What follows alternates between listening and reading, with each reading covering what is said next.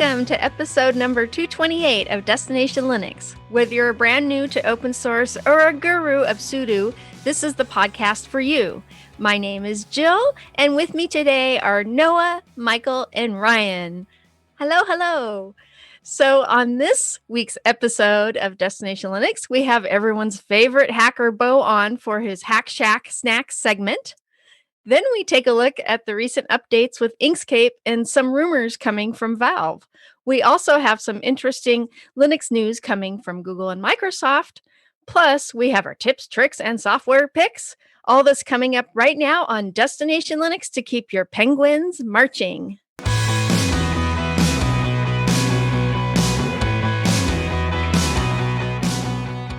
In the community feedback this week, Scott writes to say, I recently listened to a talk by Frank Abagnale from the Catch Me If You Can movie, the actual person doing it, because they had a talk at a Google Talk. And at the end of that talk, he mentioned Truesona. Can you do a short segment on the idea of the practice of logging in without a standard password like Truesona?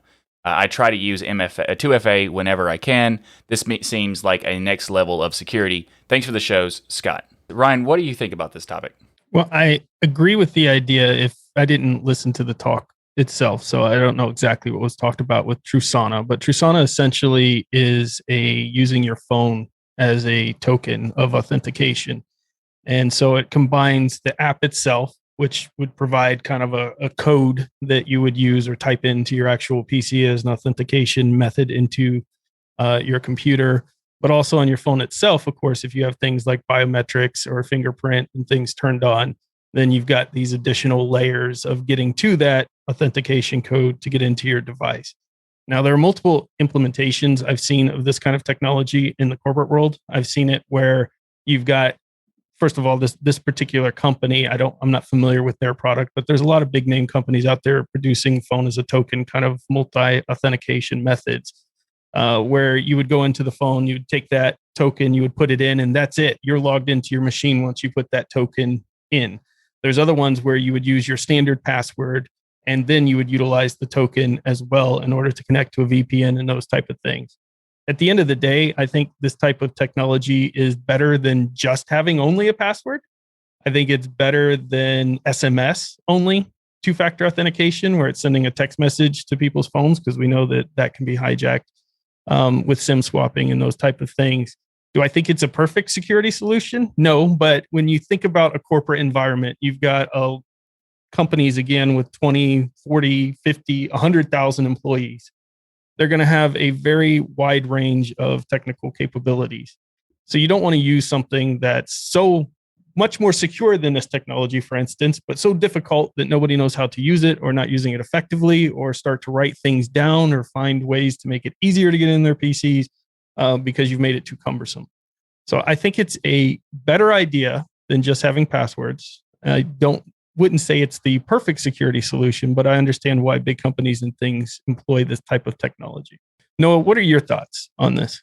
I guess what I would tell you is that two-factor authentication is good, but if you're going to introduce a new factor into your authentication, you better be sure that that in itself is secure, right? So, if you kind of back out and look at a 30,000 picture view, it sounds good to say, hey, everyone should have a password and you should use second factor. Okay.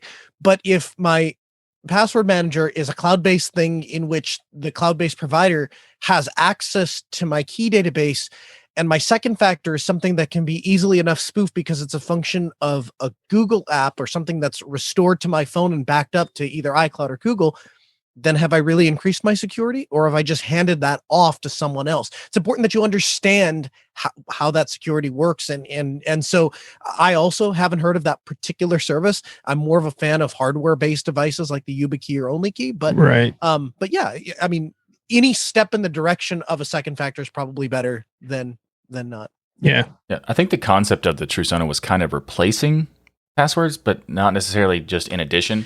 If I was going to replace passwords, then I would start looking.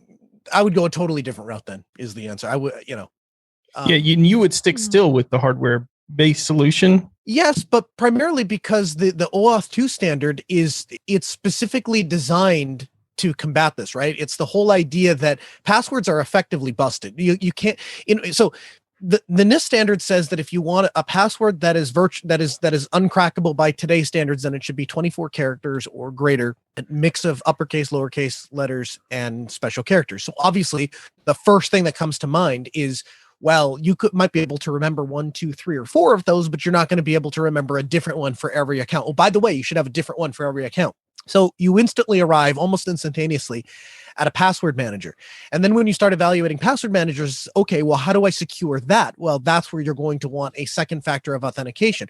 But if we're going to do away with the concept of, if we say that passwords are just a gigantic string that have to be difficult for a computer to crack and very difficult for a human to memorize to begin with, then you go down one of two paths. Either you go down the direction of passphrases, which are more memorable but still have a very high entropy, or you go the route of saying, well, I'll just tie it to a specific device and then I'll secure that device. And so something I have and something I know, now I've dramatically decreased my threat vector because somebody can't just hammer on that password. They don't have access to the hash.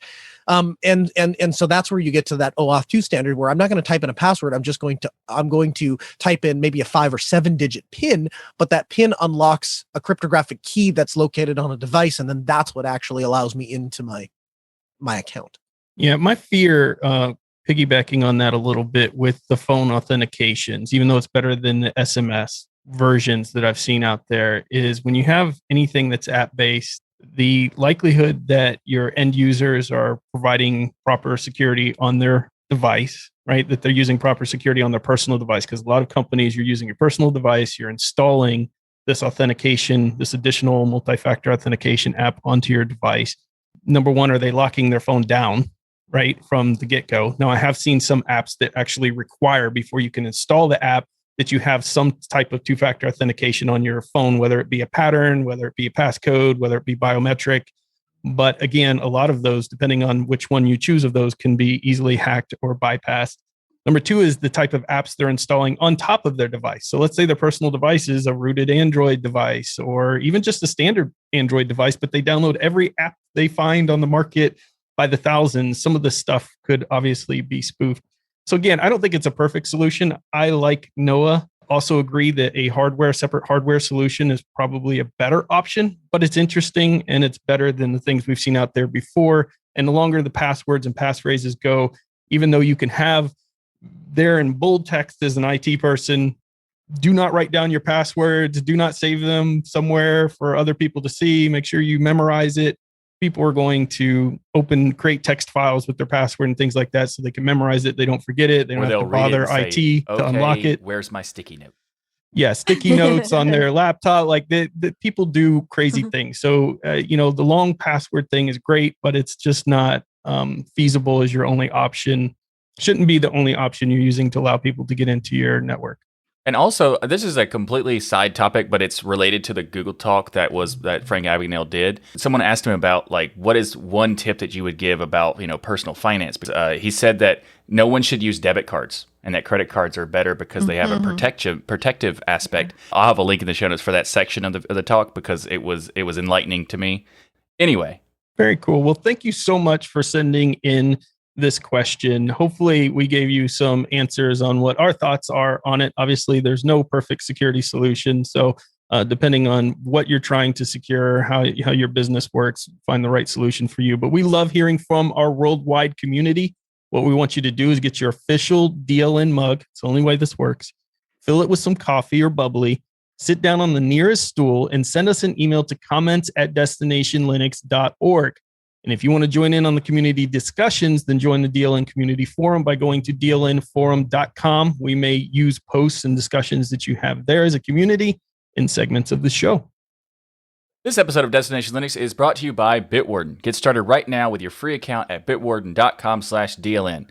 Earlier in the show, we talked about two-factor authentication and all sorts of stuff, and password managers were brought up because they are a very important thing to have because you should have a different password for every account on every website. And that is a lot to deal with. So that's where the password manager comes in. And how does it do that? Well, it provides various different tools to help you store your passwords in a secured vault, auto generate those passwords for you, also auto generate passphrases, and even automatically fill in passwords on login forms so you don't have to do that. And you can use it across all different types of devices. So if you have it on your desktop with a web browser or your desktop application, you can also do it in mobile apps and the command line, and you can have it access to use that vault, as well as automatically fill the passwords in on all these different types of devices, and it makes it just so much more convenient to have very powerful passwords. And Bitwarden seals and encrypts those passwords inside of your vault with end-to-end encryption before it ever leaves your devices, so you're the only person to have access to your data. And you can go to right now to bitwarden.com/DLN to get started. Did I mention you can start it for free? You can, but I also think you want to check out the premium accounts, because it starts at just actually less than $1 per month. So for only $10 per year, you can get 1 gigabyte of encrypted file storage, 2-step login with YubiKey, U2F, Duo, Vault Health Reports, Bitwarden Authenticator for temporary one-time passwords, priority customer service, and so much more. They also have these organizational systems for businesses, teams, and enterprise, so you can have as many people as you want being able to securely share the data back and forth for managing it in your business, and so many cool things. Bitwarden is fantastic, so make the smart move like many from the community have, and go to bitwarden.com/DLN to get peace of mind and knowing that your passwords and other sensitive data is safe and secure. Again, go to bitwarden.com/DLN to get started, and thanks to Bitwarden for sponsoring Destination Linux. Okay, this is awesome. Inkscape 1.1 has just been released with lots of major updates, new features, and bug fixes, following in the footsteps of the pivotal 1.0 release in May of 2020.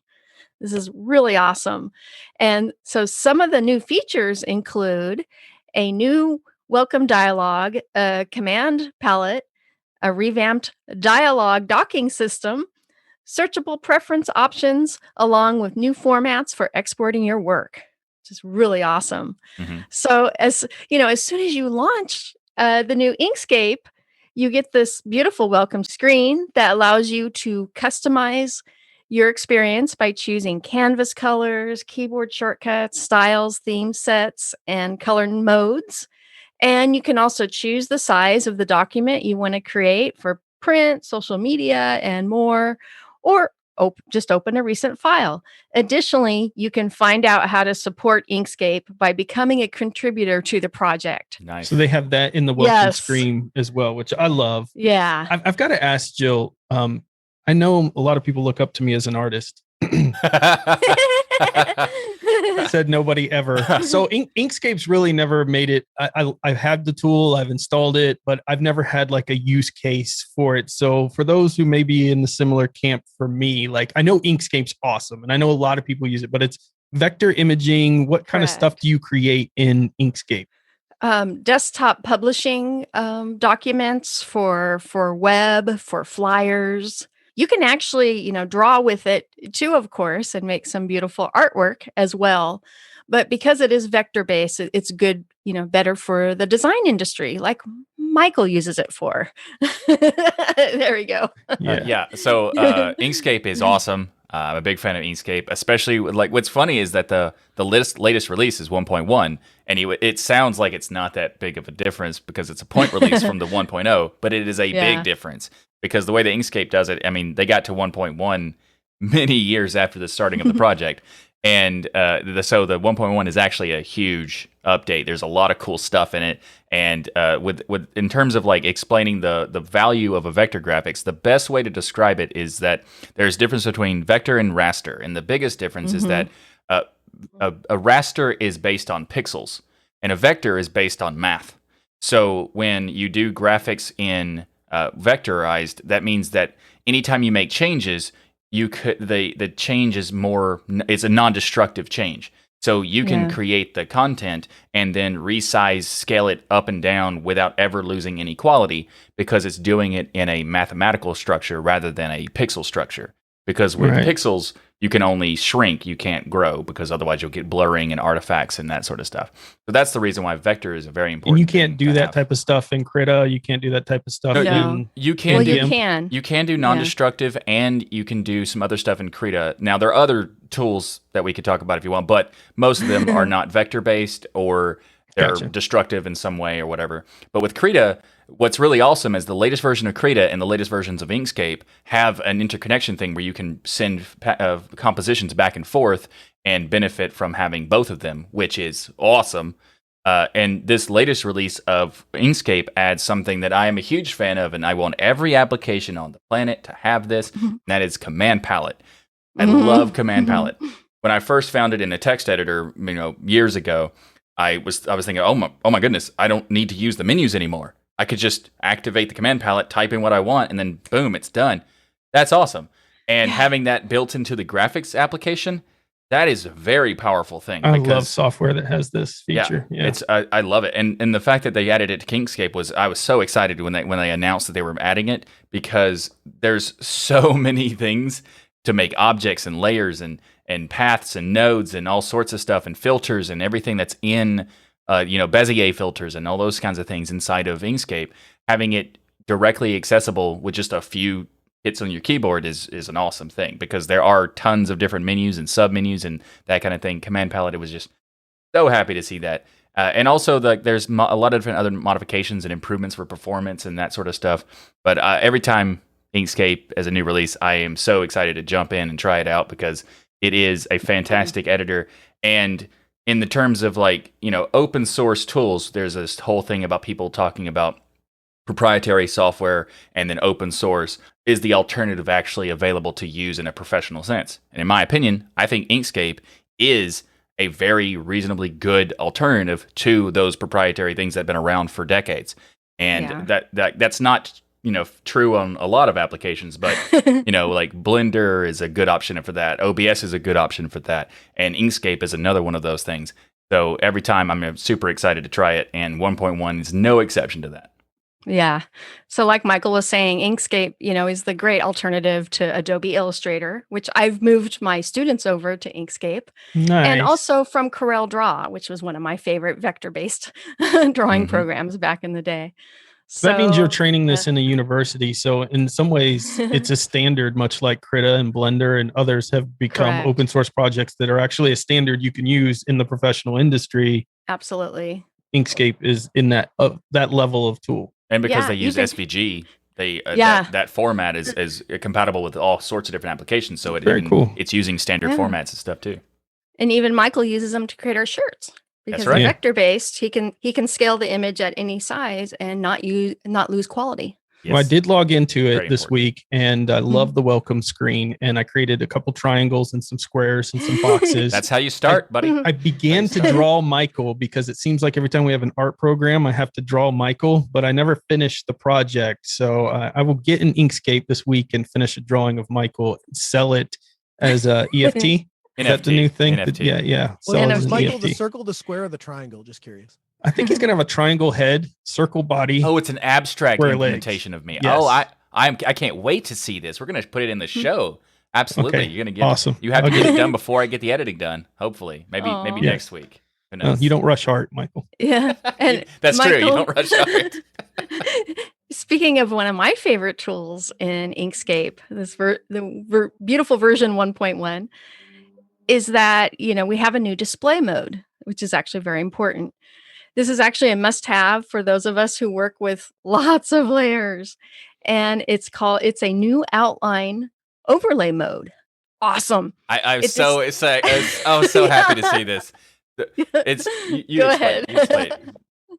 Okay, so what the outline overlay mode does, it displays a muted view or opacity of your drawing behind the object outlines that are click sensitive. So you can make sure everything is in order, and it's also easy to select your objects. This is really a must-have, because it's actually a default feature in many industry standard computer graphic applications, including Illustrator and CorelDRAW and Blender and Maya and 3D Studio Max for both, 2D and 3D applications. And it actually helps me with my large projects as an animator and a computer graphics artist. So this is a must-have, and it's bringing Inkscape that much closer to, a professional application Absolutely. that can be used in the industry. Yeah, this is one of those things where like it might not seem as a big thing when you look at it on the release notes and that sort of stuff, but in the professional world, it is a huge thing because it makes it, for those who don't know, there's a difference between object orientation and layer stuff, especially in vector applications. Typically, they're heavily used on objects. And what this is doing is creating an outline so you can identify very efficiently where the objects are sitting on top of each other, because otherwise they just kind of look like it's all in one canvas. And you're trying to click one of them and you can't get the right one because you can't you have see to click it, move it out of the way, and then activate that one, then move it back, and that sort of stuff. So this way that doing the object overlay is a much better way of doing it because it makes it a lot more efficient to dig into the different object levels, because there's a thing that happens with the image manipulation side of the professional thing where they heavily use layers and not objects. But in the vector side, they kind of don't even bother with the layers in a lot of cases. Yes. And that creates, if you don't have this outlining of the objects, it creates a kind of a mess for people who are not used to that. So this is a huge game changer in terms of the ability to, more efficiently use the software in the same way that when they, in the 1.0, they added the canvas rotation. I was also incredibly excited about that too. So important. Well, a huge thanks to the folks who worked on and contributed to this project. What it means to me as a non-artist is we have another standard being developed in Linux, right? Where we can say this open source software here is a standard set in the industry that was created by a community of people who came together to basically compete with the commercial offering out there.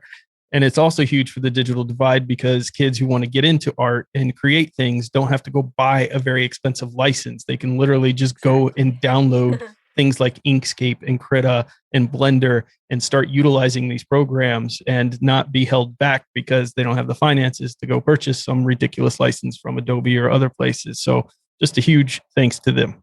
Yeah, absolutely. I mean, Inkscape was a game changer when they announced it, and every single new release just makes it better and better.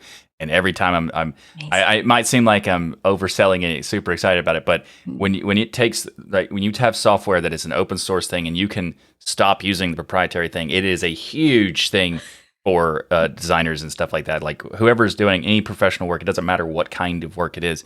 If you can take your software and then replace it with open source and still have all the great benefits of doing it, like that is it's hard to describe how awesome that is to be able to do. Michael, I really thought you were going to be more excited about this project. I'm sorry. I'll try next time. I'll try more next time.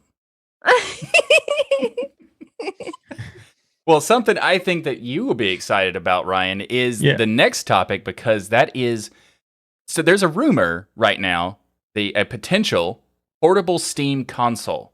That's right. Woohoo!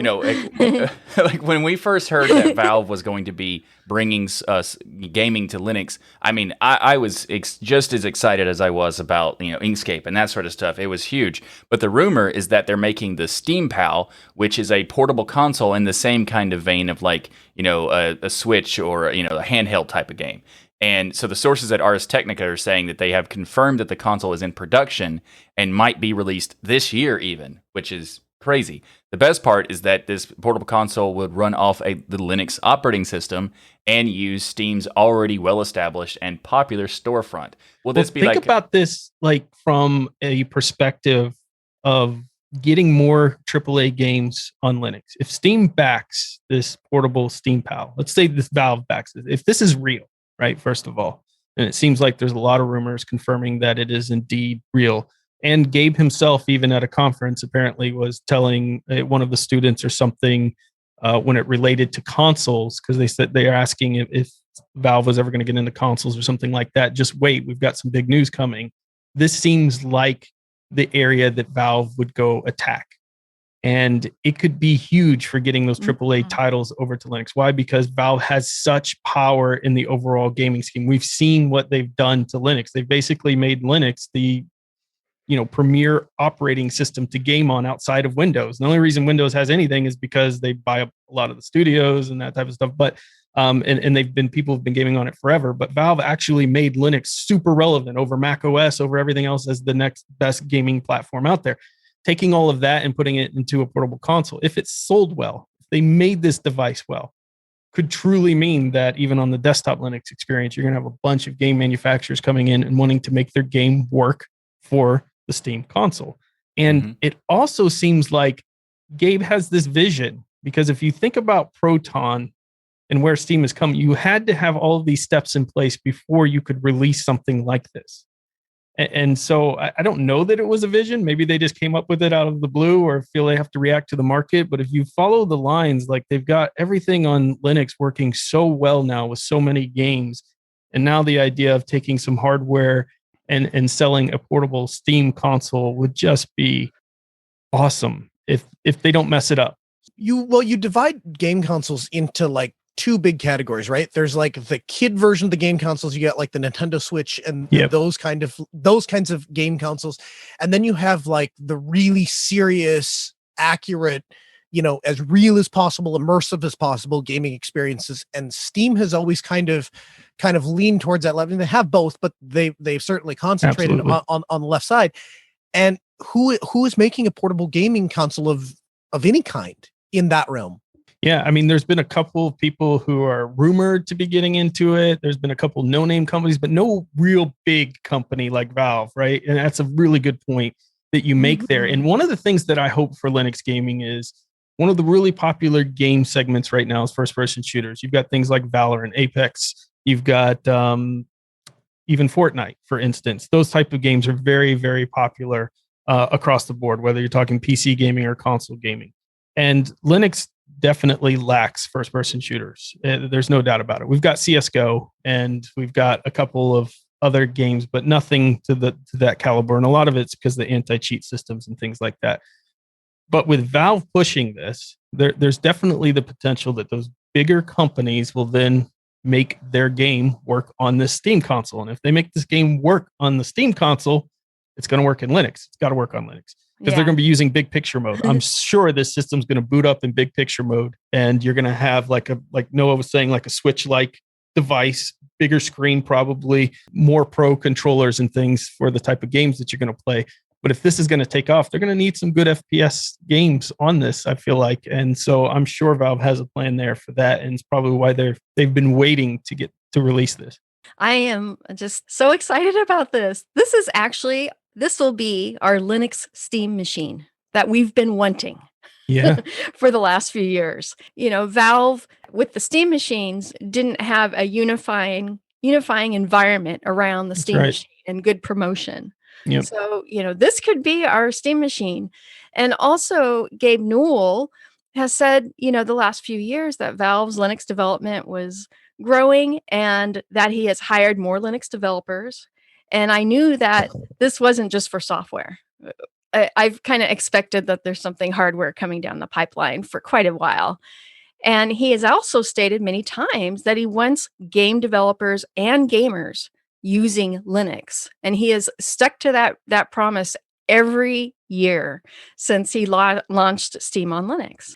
And in fact, Steam on Linux, it's not just getting a lot of the usual GUI updates lately, but they've done a lot of reworking in the background and enhancements. Oh yeah. And that's one of the reasons why, because they're putting out more hardware. I think this is great news because I mean it has been confirmed by Ars Technica, but it also still is a rumor in some cases because Valve hasn't necessarily confirmed it. But yes, I am so excited because the whole thing with we had the work done by the Steam machines previously, but those were kind of like companies, not Valve themselves, jumping in and trying to make a Steam machine. And this, I think, is like the first time Valve has tried to do this. And I think that if they are, that would be a game changer pardon the pun, that was not on purpose. Literally. When they are on purpose, you will know. The thing that's great about it is in addition to not just doing a Steam machine, but if they're doing a handheld console, that is a really interesting thing because we've not had a real competitor in that space since like the Game Boy versus PSP. those sorts of things. Like this yeah. It's been a long time since we've had those big competitors, and I'm really happy if they. You know what gets me excited really cool. though, Michael, is seeing Noah excited because Noah is the non-gamer of all of us, and if the non-gamers get excited about this idea, I'm serious. Like if you get people who don't play games all the time and they look at this and they go, "This is exciting."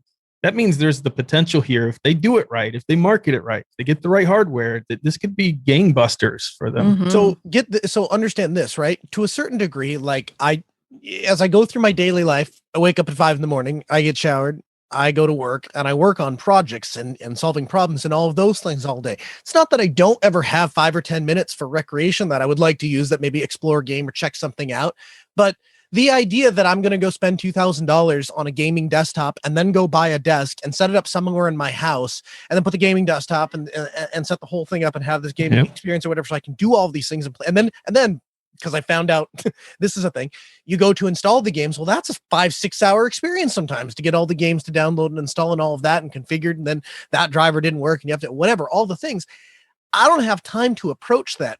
But if I can walk into a Walmart or a Best Buy or wherever and plunk down a few $100 or even a few $1,000 and come back with a device I can hold in my hand and push a button, and now I can be launched into that gaming experience. And by the way, that thing is running on Linux, so there's probably some hackery that can happen underneath the skin. Now I'm really interested. Now there's something to play with. I love how you painted that picture, and I could even see where you were talking, like even for employees, right? You could have a break room where you have a bunch of Steam pals in there, and it's during the breaks. Your employees can go in there and play some games and things, and you don't have to have this massive setup of desktops and monitors and keyboards and everything else. There's just a lot of applications for something like this. I'm very excited about it. We're going to be covering all the portable options because there's a bunch of companies that you probably haven't heard of that are also trying to get into this portable PC market. So somebody's trying to get something to take off here. A lot of companies are trying to get in here. Of course, I'm rooting for what Valve is doing because it's going to be Linux based, but we're going to talk about all that on Hardware Addicts on the next episode. So make sure to check out that podcast. This episode of Destination Linux is brought to you by DigitalOcean and their new app platform. DigitalOcean's app platform service is a solution to build modern cloud-native apps. DigitalOcean's app platform has support for Node.js, Python, Go, PHP, Ruby, and static sites. What does all that mean? Well, simply you point your GitHub or GitLab repository and let the app platform do all the heavy lifting. Handle the infrastructure, app runtimes, dependencies, so you can push code to production with just a few clicks. Secure apps automatically. They create, manage, and renew SSL certificates and also protect your apps from DDoS attacks. Run code with little to no customization. App platform uses open cloud native standards to automatically analyze your code and create containers that runs them on Kubernetes clusters. As a listener of the Destination Linux podcast and a member of the DLN community, you can get started for free, better than free, because DigitalOcean is giving you $100 credit when you go to do.co/DLN. Again, do.co/DLN to get started with your $100 free credit on DigitalOcean's new app platform. And we want to thank DigitalOcean for sponsoring this episode of Destination Linux. So we would like to welcome Bo back to the show for his Bo's Hack Snack from his Hack Shack segment. That's a Michael, you went twister. overboard with that name. It's a bit much, but it flows so well, I gotta say. Right. Yeah. It floats. Aw. It floats. We love you, Bo Weaver. And Yes, I love you all too. So, Bo, what kind of hack snacks do you have to share with us today that we can have a little bite of? Oh, I got a good one here. I know how everybody on this program loves telemarketers. Oh, yes. How did you know? The Wow. warranties Oh, ran out on my car like 100 times. Well, Yeah. I have a phone, my house phone. I never give this number out. I use it to make outbound calls sometimes. But, when I signed up for my fiber and a business account, I got 6 free phone lines. I remember a day when you had a business and you had to beg and plead for extra phone line, and now they just give them away. I told them, I don't need 6 phone lines. Oh, well, you get them. So I got them. Well, I plug a phone into one of them and it immediately starts ringing. I found out that probably most telco companies, they sell your phone number to the telemarketer. That's the only way they could have got this number, because I've never put it on a piece of paper. So why does it ring? Well, I found this hack out a long time ago, and I've told a couple of friends, but I've never really put it out here like this. I found out the auto dialers, actually, the company I work for, Compliance Point, is owned by a parent company, Possible now. And what they are is they're the company that for legitimate companies want to get their client list washed and make sure that you're not calling a do not call number. That's what Possible now does for very large reputable companies. They make sure that they're only calling people that want to be called. But anyway, there's a lot, you get all these calls, but working for this company, I found out a lot about how telemarketing works. Most of them work off an auto dialer. And what it is the computer making a bunch of calls. And until somebody says hello, it never goes to a real person. That way, the person, they're paying money to, they're not wasting their time calling, a phone number and getting somebody like me that screams a bunch of obscenities and tells them to go away. But I found this little hack out. Because it's a robo-dialer, it listens for that hello, but it also listens for other things like this sound. That's a United States trouble signal that all telco companies use.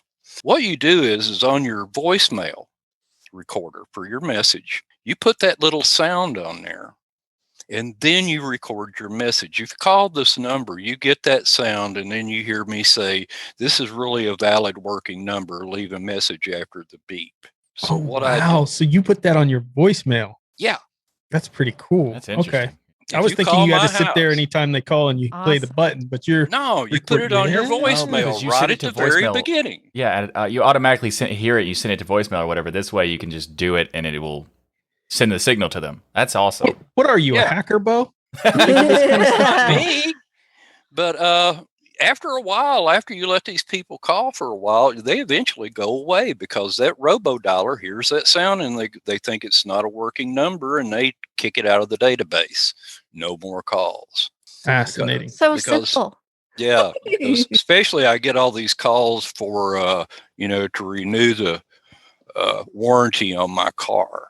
And, I've tried talking to those people, please just take my name out. I'm never going to do it. But they, and they hang up on you when you're trying to be polite. And the reason why this does this, and one thing that makes me angry about the telemarketing business is when they make a call, they're using a spoof number. That number you get is poor. Sometimes some poor soul, and you call that number and you hear somebody crying on the other end of the phone. Man, I'm so sorry. Somebody's spoofing my number. It wasn't me. And that's bad. But a lot of times they use dead numbers. The thing that that makes me really angry about the telco company is the caller, what it is you can change your caller ID number.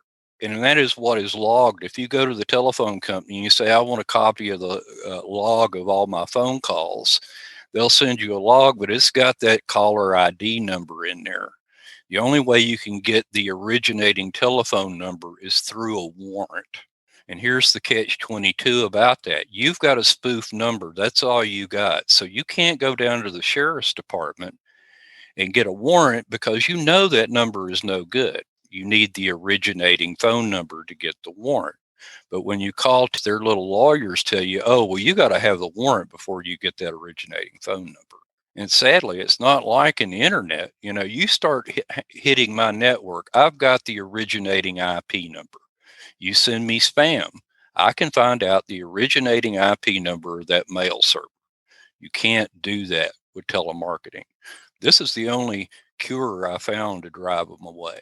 Wow, that's a really interesting hack. I like it. And so where do they get that recorded sound? Just download it online somewhere? I don't have, I'll send you all a link. It'll be on this show's link, a link to my website where you can download this MP3 file. Very cool. And well, next time you call me, Michael, you're going to hear that just to make sure you're not a bot. Perfect. Yeah. And then I will definitely tell you about your car warranty. Darn it. There'll be a little page up in case people forget. There'll be a little page up pretty soon that'll have a little bit about this and have a link to it. But right now, I'll make sure that y'all have a link to put in the show notes to download the file. That is awesome. Thank you so much. Bo, this is awesome because it's such a simple solution, and it's one we've heard many times when we've called numbers that aren't available. So- Yeah, I've heard that sound. I knew what it was when he was testing it immediately. Yeah. The most righteous hacks are mostly the simplest ones. Yes. Love it. I like that. Well, thank you, Bo, for joining us on another Bo's Hack Snack from the Hack Shack. We're going to have you on, of course, in the future again to do more stuff. Plus, I kind of tempted you because I bought a Hack 5 field kit, Bo, and you're going to help on my channel kind of show how all of this cool hacking stuff works. Man, I can't wait. I can't wait for you to show me this stuff. I figured it would be fun for me to do some videos on me doing it alone. And I'm like, wait, I know Bo. I'm just going to get Bo to come on my channel and actually show this stuff from a pro standpoint. So it'll be awesome. All right. Thanks, Bo. Okay. Thank you, Anytime. Bo. Good to see y'all. Bye now. So in our gaming section this week, we're going to talk about a game that looked like so much fun. I called Michael up when I saw it release and it was available on Linux. I said, Michael, you got to get this game. He said, I don't know, man. And so I was like, well, I'll download it. And then me and you are going to play it because it's co-op on stream. And so you were down, Michael. You're like, yeah, let's do it. We're going to do an impromptu stream with this game called Outbreak Endless Nightmares, which is essentially a zombie game. They explain it like Endless Nightmares twist the series survival horror gameplay by adding elements of roguelike gameplay. You explore, hunt for supplies, uncover clues, fight your way through an anomaly, lots of weapons, lots of zombie destruction. Looked really cool, plus co-op. So I download the game, get it all set up, get OBS set up. We're ready to stream. And every time Michael joins co-op, it allows him to control just my character. Yeah. So it was not very co-op-y. It was. I'm controlling my character. He's controlling my character. And there's a second character. It's splitting the screen because we're selecting co-op. But he can only control my character. So I don't know what's going on or what's wrong with it or if it's just Michael and me. But about 40 minutes later of trying to troubleshoot that, we went and played CSGO, which is out there on my channel now. One of the funniest it was videos fantastic to watch. That was a great one. We are. If you want to become a pro at CS:GO, that's not what the stream's about. This is just enjoying the wonders and weirdness of how amazing as gamers we are for making content that we're terrible at these games. But it is awesome. I went back and watched it. There's some parts that are hilarious. Like there were times where Ryan was like, "Hey, where are you at?" And I'm like, "Oh, I'm over here. I'll find you." And like, "You're not walking towards me." Yeah. That's my tactic right now. Because you would survive if you were away from me. Yeah. So I accidentally spawned one time, and we actually had some success. We're like, let's try this again. Anyway, it was fantastic. Check it out. We'll have a link in the show notes. But Jill and your husband joined, Jill, and your husband actually joined in trolling us, which was an honor, frankly. So we had a good time. But Outbreak, look, I think they have some bugs to work out on this game. But Jill, when we told you we were trying Outbreak, it was a nightmare for us. So Endless Nightmare works. But you actually like this series. You've played this series before? It's actually really, really fun. And it's got really nice graphics. Yeah, they're decent. It's different. Yeah. It's weird controls, but hopefully they get it fixed and we'll try it again. But it's not my favorite right now. It looked like fun, but we didn't get to try it. So we don't know. Yeah. Maybe it will be at some point. Maybe they'll fix the remote play issue because we got in the chat, Technognito says that with remote play together, the host needs to use controller and the player 2 has to use keyboard. We tried every variable and it didn't work. So I don't know. Maybe this will get to the developers and they can fix it. That'd be great. So if you want to play it it does seem to have a good first person single player thing. Yeah. So check that out if you want to do that. So last week we talked about explainshell.com, which is a way to take a complex command and have it broken down into parts as a way to learn how it works. So I thought we could do like a cool follow-up to that with a, kind of a cheat sheet type of thing to search for quick tips on various Linux commands. And well, actually you can call it a cheat sheet because that's exactly what it is. And that is cheat.sh. So the software spotlight, go to cheat.sh. It's a website, but it's also a tool. So you can install this tool. You can use it on the website directly. You can actually use it on your system without installing it, because you can run a command of curl, then space cheat.sh, and then put it in the command that you want to get the cheat about. And that is a really cool thing. We'll have a description in the show notes so you can check that out. But it has support for more than like 1,000 of the most important Linux commands. It even covers tips on like 50 different programming languages, actually more than that. It also they say that it provides access to the best community-driven cheat sheets repositories in the world, on par with Stack Overflow. And I've tried it out, and it's really cool. When you test out the different commands, it will give you like, here's the most frequently used things of this particular command or this tool and that sort of stuff. So it gives you like hints about learning it, but also really quickly finding, being able to look back and, if you've already used these tools before, it's a nice way of reminding you about certain features in these tools. So it's really cool. And I really love the fact that you don't even have to install it or use the website. You can just run it directly with curl. It's really cool. So check it out, cheat.sh.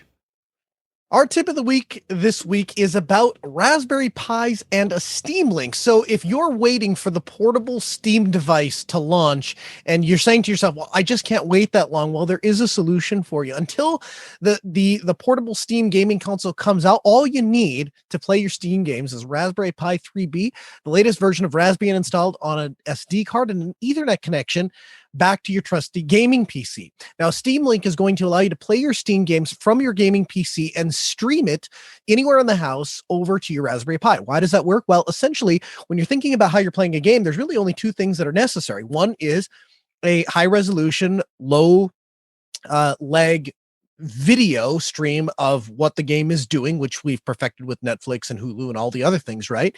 And the other side of it is just the XY coordinates from your gaming controller. And if you can have a bi-directional communication of both of those things, well, you can play a game in real time from anywhere. Harness the power of your gaming PC sitting in another room and stream it to your Raspberry Pi sitting on your living room couch. Now, once you have Raspberry set up on your Pi, all you have to do is run sudo apt update and then sudo apt install Steam Link.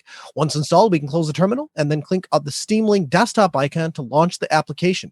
You'll simply go through the process to set up and connect it to your gaming PC. After that, you'll be able to use controllers with the Steam Link, such as the Xbox 360 controller, the Xbox One, the PlayStation 4. That's it. Anywhere in the house that you have your Raspberry Pi, a television, and an Ethernet connection, now you have a gaming console linked to your gaming PC. Nice. So one more thing before we end the show, we want to let you know about a big announcement that happened this week, and that is the Fedora podcast has returned. And to help us with this news, we've invited one of the hosts of the Fedora podcast to the show, someone you may know because he's a very active member of the DLN community, and that is Grayson, aka Computer Kid. So Grayson, welcome to the show.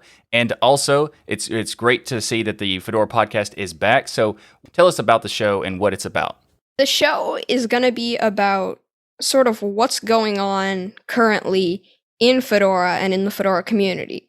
We're going to talk about things like new technologies in the distro or people who are organizing cool things around the community and, just all kinds of other Fedora-related stuff in a podcast form.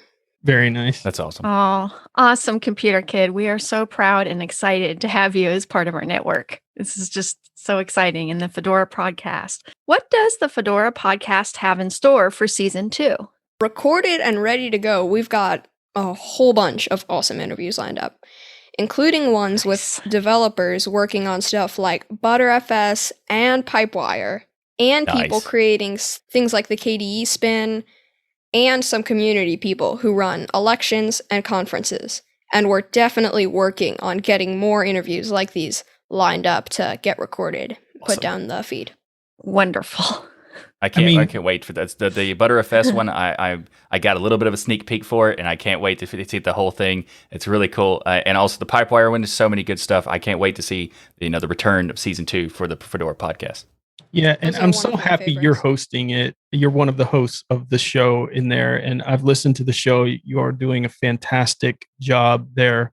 But you've been a part of our community for such a long time, an active member, and people notice when you're not here.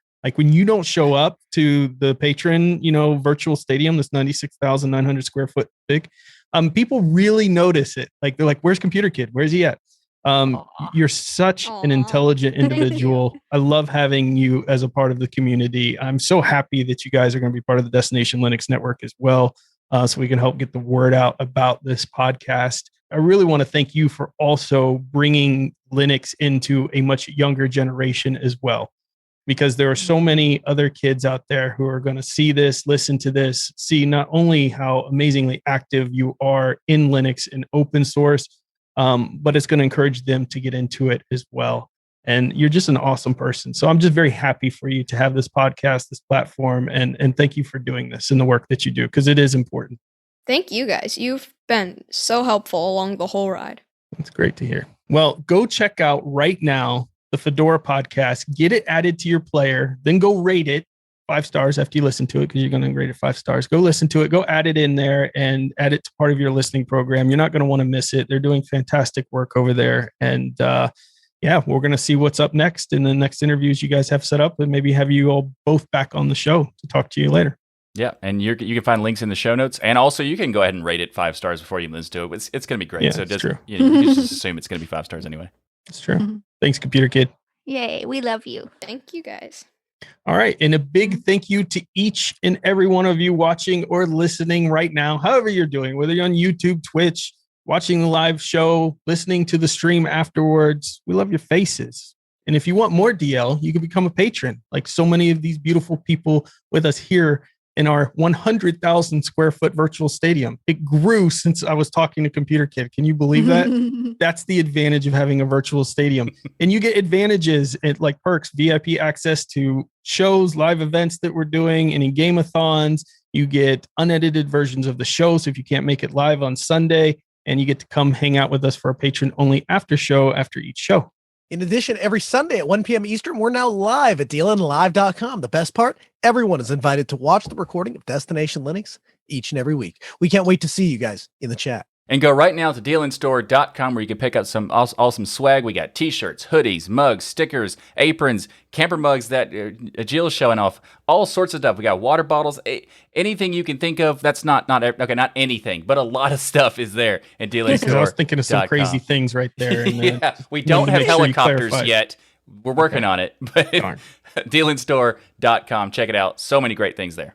And we have so many amazing shows here on the Destination Linux Network. We have the Sudo Show, the Ask Noah Show, yay Noah, This Week in Linux, yay Michael, the DasGeek channel, yay Ryan, DLN Extend, Hardware Addicts, GameSphere, and get your Fedora hat on with our latest show, the Fedora Podcast with our very own Computer Kid Grayson. Nice.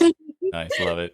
So go to DestinationLinux.Network and subscribe to all these shows to keep those penguins marching in the full Monty of Linux and open source awesome sauce. And everybody have a wonderful week. And remember that the journey itself is just as important as the destination. Thanks, everyone. Bye-bye. There it is. See you next week. Oh yeah, nice, Joe. I like it. Yeah, we should make that our ending. Everybody holding up the live long and prosper. All right, patrons, you can turn on your cameras, turn on your.